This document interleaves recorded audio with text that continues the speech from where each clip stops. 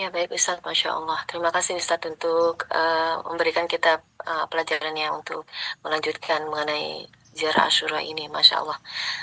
Insya Allah semakin kita bisa memaknai dari bacaan ziarah kita, Insya Allah Ustaz. Silakan kalau ada yang mau bertanya, langsung saja dibuka mic-nya. Ustadz, sambil menunggu Ustadz, waktu kajian Kamis kemarin sempat terputus untuk pertanyaan saya Ustadz. Iya Bu. Ya, uh, kalau kita baca ziarah itu kan kita harus mendalami gitu Ustadz ya supaya kita tahu artinya. Karena keterbatasan saya yang belum juga mengerti bahasa Arab, jadi kalau saya baca mendengarkan audio tapi saya sambil baca artinya gitu Ustadz, itu eh, pahalanya sama atau tidak Ustadz? Iya. Apa lebih baik kita baca baca tulisan Arabnya atau baca artinya terpisah atau gimana Ustadz? Iya. Jadi alat bantu itu bisa lebih baik, bisa kurang baik. Tergantung kitanya, Bu. Alat bantu kayak video, audio, suara bisa lebih baik buat kita, bisa kurang baik. Kita membantu kita menjadi lebih baik, lebih paham, lebih khusyuk, berarti baik, berarti bagus. Nah, kita gunakan. Nah, kalau seseorang dia sudah pandai, sudah mengerti, paham artinya, audio yang digunakan misalnya lebih rendah. Atau yang baca itu misalnya nggak dikenal. Nah, dia sudah pintar, sudah pandai, sudah ngerti menggunakan audio atau suara orang lain yang derajatnya kurang, maka kurang baik namanya. Nah, buat ibu ketika mendengar audio suara yang merdu, yang syahdu, yang banyak di YouTube itu, baik dari Iran dan maupun dari Irak, mereka luar biasa. Tentu saya melihatnya lebih baik, lebih khusyuk sambil melihat artinya, maknanya, tafsirnya, sangat membantu tentunya. Ya, sangat membantu dan jelas lebih baik insya Allah. Dan pahala pasti akan lebih banyak tentunya, insya Allah. Ya, baik Ustadz. Kalau baca doa Alqomahnya itu, misalnya pagi malam saya tidak sempat gitu Ustadz. Terus dibacanya pagi atau terpisah-pisah gitu Ustadz, bisa nggak Ustadz? Tentu bisa, bisa dan boleh. Cuma afdolnya langsung. Tapi ketika nggak bisa yang afdol, maka yang mafdul pun yang diutamakan tidak masalah. Jadi ada yang utama, ada yang diutamakan. Yaitu ada afdol, ada mafdul namanya. Nah, ketika afdol yang terbaik nggak bisa, maka yang kemudian derajat di bawahnya pun bisa terpisah, baik, bagus, nggak apa-apa. Pada kondisi yang pertama tidak bisa. Bisa, boleh dan nggak masalah. Tetap bagus insya Allah. Ya, baik Ustadz. Terima kasih banyak Ustadz. Silakan kalau ada yang mau bertanya langsung saja dibuka mic-nya. Assalamualaikum Ustadz. Assalamualaikum Assalamualaikum Bu Ira. Salam wabarakatuh. Silakan Bu Novita. Iya, izin bertanya Ustadz. Iya Bu, silakan Ibu. Iya, Ustadz pernah mengatakan dan seringkali kita juga mendengar bahwa bahteranya Imam Hussein itu lebih besar dan lebih cepat. Dalam arti apa namanya ya? Jika kita bermunajat, berziarah dengan Imam Hussein itu akan lebih besar tampungannya istilahnya dan lebih cepat sampainya ke Allah. Nah, itu bagaimana ya Ustadz ya mengenai di sisi lain bahwa kita ini kan sekarang ini ada imam zaman, ada Imam Mahdi Farjarus Sarif. Nah, fadilahnya atau keutamaannya gimana ya Ustadz ya dalam kita membaca ziarah maupun bermunajat, apakah kita lebih mendahulukan kepada Imam Hussein daripada ke Imam Mahdi atau bagaimana Ustadz, lebih baik dan lebih afdolnya Ustadz. Jadi kadang-kadang misalnya kita dalam suatu kondisi bahwa kita butuh sekali ke apa ya, keterdekatan hati kepada aima. Nah, lebih mana yang lebih kita prioritaskan untuk kita apa istilahnya ya, kita sebutkan, kita dawamkan di dalam keseharian kita itu apakah sebutan ya Imam Hussein atau ya Imam Zaman atau bagaimana Ustadz? Itu pertanyaan saya Ustadz. Afwan, terima kasih Ustadz penjelasannya. Ya, mungkin yang bisa saya jawab adalah pertama bahwa para imam ma'asum itu seperti ungkapan Syekh Bejat, semuanya dekat kepada kita. Kata Syekh Bejat, semua imam ma'asum Rasulullah dekat pada kita. Bahkan semua nabi semua rasul mengetahui kita. Tetapi yang paling dekat dengan kita adalah imam zaman, itu kata Syekh Bejat. Itu yang pertama. Yang kedua, bahwa kedekatan seseorang atau kita lah katakanlah, karena kita bukan ulama, kita bukan seorang arif, kita bukan seorang waliullah, maka kedekatan kita itu masih banyak dengan perasaan, dengan atifiyah atau sensitif. Ya, bukan dengan keimanan, bukan dengan kebersihan hati, tapi dengan perasaan. Jadi ketika kedekatan kita dengan perasaan, yang ilmu kita masih kurang, maka kita masih mendekatkan diri pada mereka dengan selera begitu. Nah, selera tergantung sejauh mana kita mengenal mereka. Ketika seorang lebih mengenal misalnya Imam Husain, maka akan lebih dekat pada Imam Husain begitu. Itu pun dibolehkan, itu nggak ada masalah, nggak ada masalah. Jadi bagaimana buat kita? Terkadang buat seseorang ada kondisi-kondisi tertentu dia merasa dekat dengan Rasulullah. Ya dia ya Rasulullah, Assalamualaikum ya Rasulullah. Ketika dia datang berziarah langsung ke makam Rasulullah, ke Masjid Nabawi di Madinah, ya Rasulullah di sana. Karena paling dekat, paling dirasakan seperti itu. Kondisi seperti itu. Terkadang tidak, terkadang ia lagi ingat Karbala, lagi sedih, sedang mendengarkan kisah Karbala. Maka dia ucapkan Assalamualaikum Imam Husain. Karena kondisinya di situ, seleranya di situ, nggak apa-apa. Jadi yang lain tidak Assalamualaikum dulu, Assalamualaikum pada Imam Husain. Nah, terkadang seorang dia sedang dekat dengan imam zaman, karena ada problem, karena ada masalah macam-macam. Dia contoh imam zaman, Assalamualaikum imam zaman, nggak apa-apa. Kondisi seperti itu, tergantung kondisi masing-masing. Terkadang juga seorang dia sangat dekat pada Syekh Fadil Mazharo, ingat duka nestapanya, sedang baca doa, baca sejarah, sehingga mengucapkan Assalamualaikum ya Jahro. Boleh juga, ya wajihati indallah boleh. Jadi kondisi orang berbeda-beda. Sehingga misalnya di majlis ada ratusan orang, itu mereka tawasulnya pada imam yang berbeda-beda, nggak ada masalah, dibolehkan. Kalau kita tergantung selera kita. Tetapi kita tidak boleh mengurangi keimanan kita kepada satu imam dan imam yang lain. Semua kita yakini, semua kita percaya mereka adalah semua imam masum. Ya, karena dalam ibadah itu, dalam doa, ziar ibadah, harus bisyartiha wa syurutiha. Harus dengan mengikuti imam zaman kita dan imam masum yang lain. Di bisyartiha wa syurutiha harus kita ikut sertakan. Karena itu buat kita ya, ini buat kita, bukan buat ulama, bukan buat Urfa. Ini ucapan saya buat kita yang awam ini. Nah, pada kondisi tertentu kita condong pada Syekh Zahro, pada Zahro kita tawasul, kita Assalamualaikumnya. Pada kondisi pada Imam Husain sekarang ini di musim Muharram dan Safar kita Assalamualaikum ya Husain, baca jarak Asyura. Tapi terkadang pada kondisi tertentu kita juga dekat pada imam yang lain, pada hari syahadahnya, pada hari miladnya kita juga baca ziarah buat mereka, tidak ada masalah. Jadi kita ini tergantung selera kita tanpa mengurangi keimanan kita, cinta kita kepada yang lain. Itu satu masalah. Kemudian yang kedua, ya ini dipahami ya insya Allah. Yang berikutnya bahwa dari sisi ma'nawiyah, dari sisi spiritual memang dari kita paham bahwa safinah bahtera Imam Husain lebih cepat. Kenapa demikian? Ibaratnya kalau besi itu magnetnya lebih besar, lebih kuat, sehingga daya tariknya itu lebih cepat kepada yang lain. Itu magnet Imam Husain, sehingga lebih menarik, lebih cepat menarik pada kita. Itu magnet Imam Husain. Sehingga ketika orang mendengar duka Karbala, kesedihannya, duka sepanjang, lebih cepat taubat, lebih cepat sadar, lebih cepat merubah dirinya, itu magnet Imam Husain. Dari sisi maka Syafi'i Imam Husain lebih cepat, magnet Imam Husain lebih dahsyat, sehingga kita banyak mengucapkan Assalamualaikum pada Imam Husain. Itu pun dibolehkan, nggak ada masalah dari sisi ini. Tapi juga di sisi lain kita juga tidak meninggalkan ya sahibah zaman. Kenapa? Karena imam zaman adalah imam kita, imam zaman kita, imam sekarang kita ini.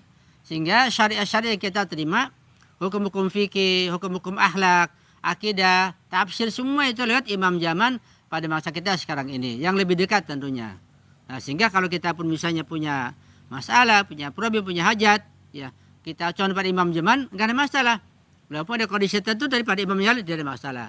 Jadi singkatnya, pada imam siapapun dibolehkan, dan mandat Imam Husain lebih berat, lebih kuat. terutama pada musim-musim seperti Muharram dan Safar ini, dengan tanpa meninggalkan para imam yang lain. Jadi masing-masing kita memiliki kedekatan yang berbeda-beda begitu. Dan tergantung ilmu dan perasaan kita. Kita masih dilingkupi oleh perasaan kita. Kita bukan waliullah, kita bukan marja, kita bukan arif. Yang buat mereka tentu berbeda. Buat kita tentu memiliki perasaan yang lebih rendah dibanding mereka. Sehingga kita ini, kedekatan kita ikut perasaan kita. Enggak apa-apa, tapi perasaan dengan pengetahuan, perasaan dengan keimanan, perasaan dengan cinta yang meluap, sehingga kita dekat pada salah satu di antara mereka gitu. Misalnya tentang Az-Zahra, mahalnya luar biasa gitu. Ada surat-surat Az-Zahra, kita baca juga. Jadi semua kita baca, kita pelajari. Nanti pada kondisi tertentu kita dekat ke mana, kita gunakan begitu tanpa mengurangi yang lain. Itu mungkin ungkapan yang bisa saya sampaikan, karena sulit untuk menuangkan ungkapan seperti ini. Nanti dengan pengalaman ibu, pengalaman spiritual, dengan praktekan, dengan membaca, dengan belajar terus, nanti akan lebih terasa insya Allah. Barangkali ibu yang bisa saya sampaikan. Nah, Ustadz, Ya. jadi bisa dibilang manusiawi sekali ya Ustadz ya, apabila ada tonjolan salah satu imam yang di hati kita ya Ustadz. Jadi Betul. bukan berarti kita menyingkirkan lainnya dibandingkan yang satu gitu ya Ustadz ya. Tapi memang pada kenyataannya hari-hari itu kan kita banyak sekali diajarkan untuk pada bangun tidur aja kan kita sampaikan salam kepada iman zaman, kemudian kita niatkan segala kebaikan, amal soleh maupun amal ibadah kita hari itu untuk iman zaman gitu. Nah kadang-kadang dan saat mau tidur pun, siang hari maupun saat mau tidur pun kita juga sampaikan salam pada imam zaman. Nah kadang-kadang saya jadi berpikir, kok saya jadi seperti menomor duakan Rasulullah gitu Ustadz. Kenapa banyaknya ke iman zaman? Makanya saya bertanya seperti ini, takut itu timbul gitu secara syahwat atau manusianya saya gitu Ustadz. Tapi ternyata dengan penjelasan Ustadz ya memang kita ini masih manusiawi sekali ya Ustadz apabila timbul rasa-rasa seperti itu tadi. Tapi memang sudah sewajarnya apabila kita ini memang merasa dekat dengan imam zaman kita saat ini ya Ustadz ya. Iya Bu, betul Bu. Iya, insya Allah. Iya. Baik Ustadz, jadi kesimpulannya kita tetap memakrifat, mengenal, mencintai semua imam atau semua maksumah, tetapi kita diizinkan ya Ustadz ya untuk merasakan keterdekatan tertentu kepada salah satunya. Mungkin itu karena rasa kita tadi memang tidak bisa juga kita atur ya Ustadz. Mungkin kayak seperti kita yang sudah berangkat arba'in atau bagaimana, itu ada keterdekatan sendiri dengan rasanya dengan Imam Hussein gitu. Ngerasa nyaman, ngerasa apa gitu. Jadi itu manusiawi ya Ustadz ya, dan itu diperbolehkan ya Ustadz ya. Iya betul Bu, seperti itu. Iya. Iya betul. Insyaallah. Alhamdulillah ya. Nah Ustadz, terima kasih penjelasannya. Alhamdulillah semakin paham. Syukran Ustadz. Terima kasih Bu Ira.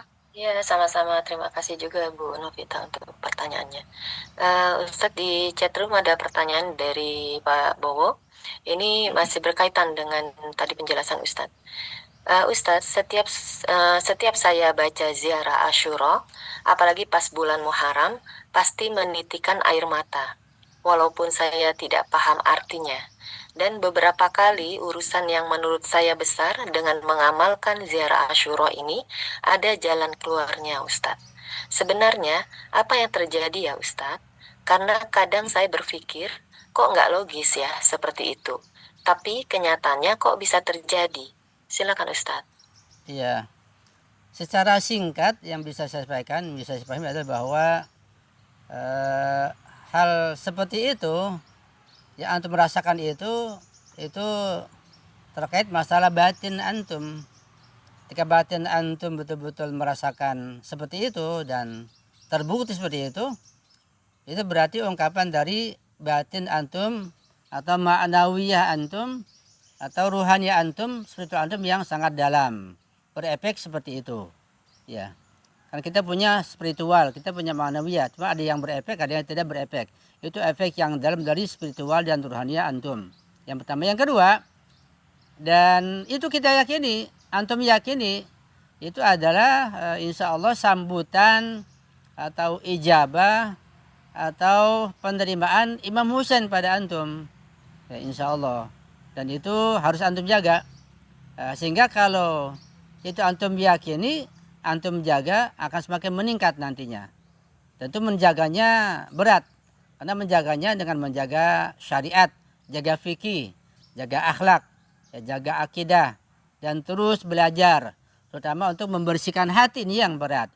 Artinya semakin antum jaga syariat Imam Husain, syariat semua imam lewat marja kita, dengan membersihkan hati, dibuang semua sifat hasud, sifat dengki, sifat dendam, sifat meremehkan orang lain, maka akan semakin meningkat nantinya dan semakin dekat insya Allah. Jadi jelas bahwa itu insya Allah merupakan jawaban dari Imam Husain. Karena sudah jelas, misalnya satu contoh saja, ketika seseorang mau ziarah ke makam Imam Husain atau Imam Ridho atau siapalah, ke makam Imam Ma'sum, itu adabnya di pintu ziarah kita minta izin dulu, namanya baca doa izin masuk. Ya, adanya iznud dukhul, izin masuk. Kita baca istighfar, baca Fatihah, baca salawat, izin masuk. Imam, apakah engkau izinkan saya masuk untuk berziarah? Itu di pintu yang luar itu masih baca itu dulu, baca doa izin masuk. Lalu gimana imam mengizinkan? Nah, kata Syekh Bejat, ketika hati kamu terenyuh, ada tetesan air mata, itu tandanya imam mengizinkan. Kenapa? Karena kita nggak mendengar ucapan imam. Kita nggak dengar, hai silakan masuk. Nggak begitu, kita nggak dengar. Ada tandanya. Tandanya ada tetes air mata, kita terasa sedih, terenyuh, maka berarti imam yang kita ajari mengizinkan kita masuk. Kata Syekh Bejat, ketika nggak terenyuh, nggak sedih, gersang begitu, jangan masuk, jangan ziarah, pulang lagi. Mandi lagi, tobat lagi, istighfar lagi, terus pikirkan dosa-dosa yang telah dikerjakan. Barangkali ada dosa yang menghalangi jadi hijab sehingga imam tidak mengizinkan gitu. Jadi nangis ingat mereka ingin masuk itu tanda mengizinkan, tanda adanya keterhubungan. Kita nggak paham bagaimana hukum kausalitasnya, sunnatullahnya atau sebab akibatnya kita paham, ya jelas sudah berhubung begitu. Sebab kita nggak paham bagaimana sebuah magnet bisa menyedot besi atau yang lain yang bisa disedot. Gimana? Kita nggak paham. Kok ini besi, sama-sama besi, ini ada magnet, ini enggak. Ini gimana? Kita nggak paham. Begitulah magnet para Imam Ma'sum. Bisa menyedot perasaan kita. Ketika Anda merasakan seperti itu, maka syukurilah. Gimana mensyukurinya? Ya terus meningkatkan pengetahuan, belajar, ketaatan, belajar fikihnya, akidahnya, syariatnya, akhlaknya, terus tingkatkan.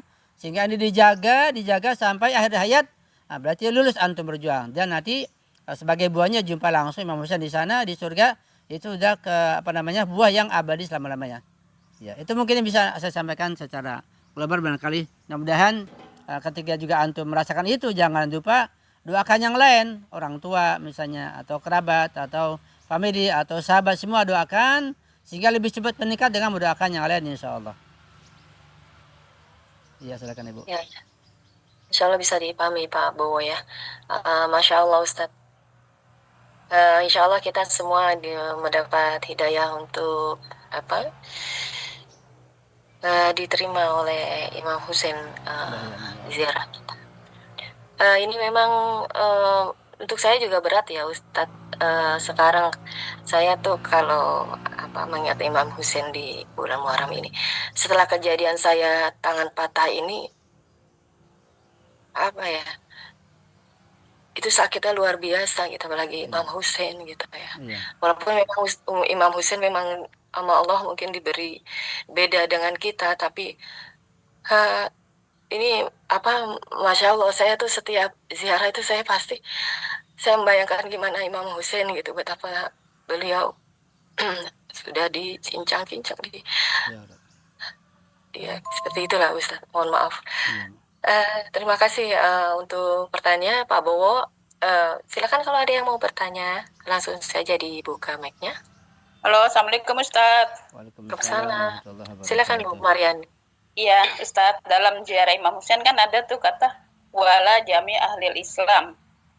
Tapi Ustaz ini di lingkungan saya ya, nyatanya kok Ustaz, berarti itu kan mewakili semua umat Islam ya Ustaz, tidak melihat mazhab apapun. Nah, tapi nyatanya Ustaz di lingkungan saya yang sedih itu cuma orang-orang pengikut Syiah. Pengikut Ahlul Bait doang. Termasuk saudara saya juga nggak ada yang ikut Ustaz. Udah dikasih tahu tapi nggak bisa. Sedangkan Ustaz, kalau di makam Imam Husain kan Kristen aja pada datang ya Ustaz ya. Iya. Itu gimana Ustaz? Apakah mereka nggak terpanggil hatinya? Atau gimana? Aku bingung Ustaz. Iya. Udah saat segitu aja. Iya. Assalamualaikum warahmatullahi wabarakatuh. Waalaikumsalam warahmatullahi wabarakatuh. Iya Bu, memang kita juga sangat sedih tadi terhadap diri kita, terhadap lingkungan kita, bahkan juga mungkin keluarga kita, tetangga kita seperti itu. Dan kesedihan kita tentu kesedihan yang dibimbing oleh syariat, dibimbing oleh imam zaman, oleh marja kita. Sehingga kesedihannya bukan kesedihan yang sifatnya ego, kesedihan yang tanpa syariat, kesedihan perasaan, bukan seperti itu. Jadi kita sedih dan itu pun akan menambah pahala kita, akan menambah derajat kita. Jadi ada yang kita sedih mereka tidak dapat hidayah, tidak mau menerima. Kita sedih, kita menangis, itu juga akan menambah derajat kita. Bahkan kalau kita enggak sedih, sifatnya masa bodoh, itu malah berbahaya, itu malah salah. Kita melihat keluarga kita atau tetangga kita, teman kita yang enggak mau diajak, yang tetap tidak berubah, sudah macam usaha, kita enggak sedih, berarti kita ini bermasalah. Kenapa enggak sedih? Seharusnya kan sedih. Ketika orang sangat kaya raya punya sesuatu, jangan ada tetangganya yang lapar tapi dia enggak menerima, enggak ada bantuan, kita sedih kan? Kenapa enggak mau diajak seperti itu? Jadi kesedihan ibu seperti itu kesedihan bukan dengan perasaan yang sifatnya ego, tapi kesedihan dengan syariat, kesedihan dengan spiritual yang tinggi, dan kesedihan yang mendatangkan pahala, mendatangkan ridha Allah dan Imam Ma'sum, Imam Husain, dan juga kan semakin meningkatkan derajat ibu di sisi Allah Subhanahu wa taala. Terus kita tinggalkan kesedihan itu, tapi juga setelah dia berusaha tetap mengajak dengan cara yang baik, dengan sopan. Dan cara baik sopan itu tergantung pengetahuan kita dan tergantung audiens atau orang yang kita ajak. Kalau yang kita ajak misalnya ilmu SD dengan cara yang ilmu SD. Kalau yang kita ajak ilmunya tinggi ya dengan cara ilmu yang tinggi. Kalau kita nggak punya ilmu untuk mengajak mereka karena mereka lebih tinggi, ya kita jangan mengajak, kita akan kalah nantinya. Jadi kita sesuaikan ilmu kita dengan orang yang kita ajak, yang kita sampaikan. Juga kita sesuaikan kemampuan kita. Itu namanya kesedihan dengan pertimbangan, dengan bimbingan syariat insya Allah. Itu cukup bagus, kita merasa sedih, merasa duka, merasa nangis. Itu tandanya bahwa perasaan kita ini dengan syariat, dengan Imam Husain, dengan bimbingan. Itu yang sehat dan akan meningkat terus insya Allah. Itu barangkali yang bisa saya sampaikan. Wallahu a'lam bishawab. Ya Ustaz, syukron ilmunya Ustaz. Ya, sama-sama Bu Mariani, insya Allah bisa dipahami. Silakan kalau ada lagi yang mau bertanya, langsung saja dibuka mic-nya. Assalamualaikum. Waalaikumsalam warahmatullahi wabarakatuh. Alhamdulillah, silakan Bu Lia. Ya Bu ya, makasih. Ustaz, yang tadi di teks Jarah Asyura itu kan ada adomat musibah tukar ya. Ustaz bilang tadi bencana yang besar itu sejak awal dari Rasulullah saat mau terakhir hayatnya berwasiat. Wasiat itu ditolak. Nah itu sempat tidak Nabi berbicara apa isinya. Berarti kita musibah itu berarti belum sempat Nabi sampaikan ya Ustadz. Maksudnya di situ. Ataukah saya pernah dengar yang ceramahnya Kerajaan Israel ini MZ tuh kan suka bilang ada itu ada umatku perempuan apa ya wanita dan apa gitu, apa itu maksudnya atau maksud apakah tidak keluar dari Nabi itu apa wasiatnya sehingga jadi musibah itu Ustaz, maksud saya apa musibahnya itu karena belum terucapkan gitu ya. Ya itu aja, terima kasih. Iya. Yang bisa saya jawab adalah secara singkat bahwa semua wasiat Nabi, bahkan sejak awal risalah beliau, sejak dakwah secara terang-terangan, dakwah jahron itu sudah Nabi menyampaikan tentang wasiat beliau. Sudah disampaikan secara lengkap. Sejak awal risalah, sejak awal nubuah, bukan akhir-akhir hayat beliau, enggak. Jadi ketika Roziyah Yaumul Khamis itu, terakhir hari Kamis itu puncaknya itu untuk penekanan saja. bukan berarti ketika itu tidak tersampaikan karena dia tolak, bukan berarti belum disampaikan sebelumnya, enggak. Sudah disampaikan. Itu untuk menunjukkan bukti yang lebih kuat saja. Juga untuk menguji mereka betapa mereka betul-betul menolak dengan terang-terangan, membangkang. Bahkan sampai ada ungkapan hasbuna kitabullah. Kita hanya cukup Al-Quran, nggak perlu yang lain. Seperti itu. Dan juga bukti-bukti yang lain sangat banyak sekali tentang bahwa wasiat Nabi, pesan Nabi tentang Ahlul Bait juga dari Al-Quran, ayat Quran sudah lengkap, sudah banyak, sudah cukup. Bahkan lebih dari itu, ada bukti-bukti dengan jalan lain. Ada dengan jalan karomah, dengan jalan mujizat, dengan jalan ma'nawiyah, dengan jalan mukasyafah. Itu sudah lengkap semuanya. Dan mereka juga menyaksikannya. Kalau kita mengkaji sejarah tentang bukti bahwa Nabi telah menyampaikan masalah wasiat, masalah imamah ini sudah sangat lengkap.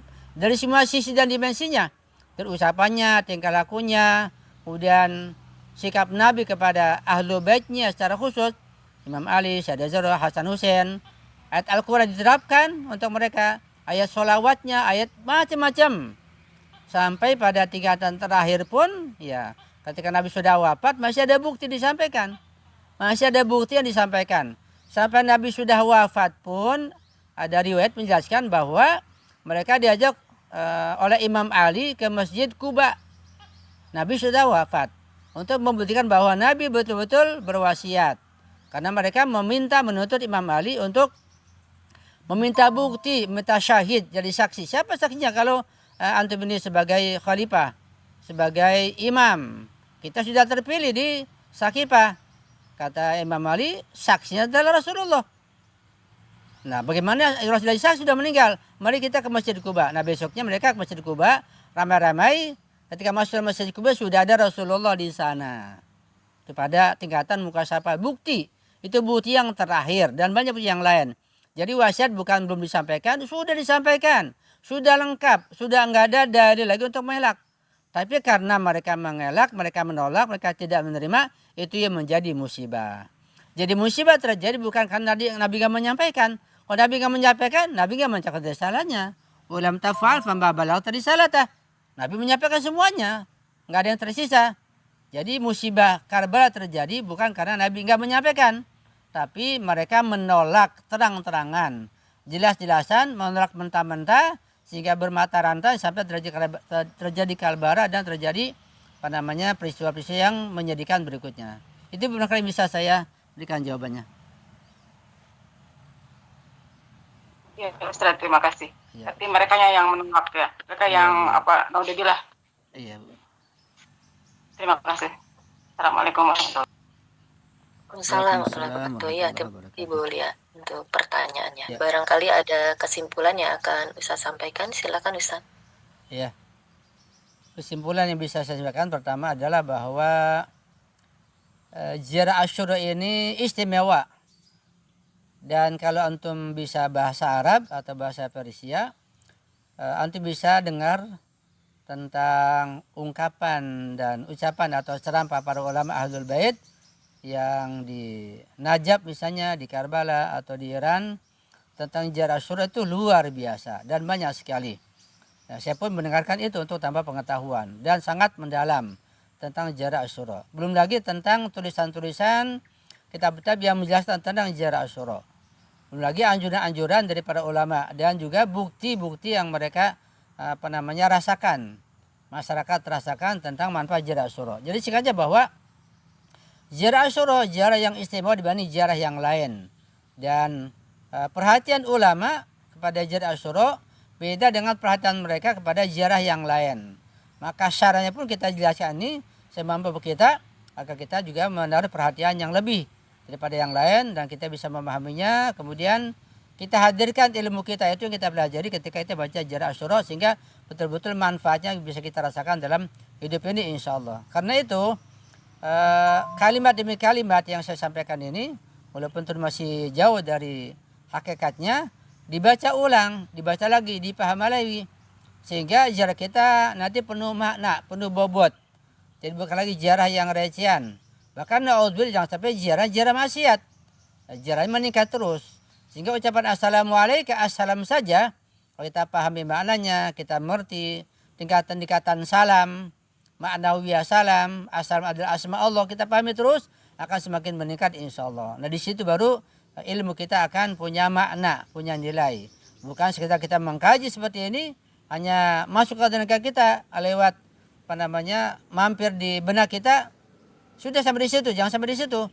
Kita turunkan hati kita, jadi keyakinan, nanti akan melahirkan ketentraman, ketenangan, kedekatan, kekuatan iman, akan menambah tabah insya Allah, akan dekat pada Imam Husain, dan akan menjadi lebih kuat dalam hidup ini insya Allah.